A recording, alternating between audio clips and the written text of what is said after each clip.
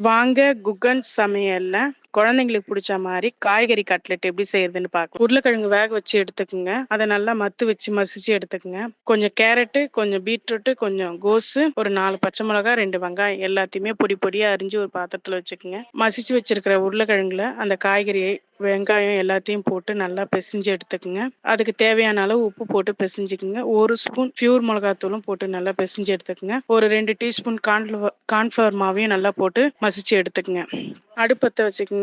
தோசைக்கல் காயட்டுங்க. அதுக்குள்ள இந்த பெசஞ்சு வச்சிருக்கிற மாவை பால் பாலா புடிச்சு ஒரு 2 டீஸ்பூன் கார்ன்ஃப்ளவர் மாவை ஒரு அரை டம்ளர் தண்ணி ஊத்தி நல்லா கரைச்சி எடுத்துக்கங்க. பிரெட்டை தூள் பண்ணி வச்சுக்கோங்க. அந்த மாவை எடுத்து கையில வடை சைஸ்க்கு கையில தட்டி அந்த கார்ன்ஃப்ளவர் தண்ணியில ஒரு பெரட்டிட்டு பிரெட் தூள்லயும் ஒரு பெரட்டிட்டு தோசைக்கல் காஞ்சிருக்குங்க. அதுல போட்டு கொஞ்சமா எண்ணெய் ஊத்தி சிறும் தீயில நல்லா பொன்னிறமா பொரிச்சு எடுங்க. நல்லா பொன்னிறமா வந்த உடனே குழந்தைங்களுக்கு பிடிச்ச மாதிரி காய்கறி கட்லெட் ரெடிங்க. நீங்களும் உங்க வீட்டு குழந்தைங்களுக்கு செஞ்சு பார்த்துட்டு எப்படி இருக்குன்னு எங்களுக்கு சொல்லுங்க.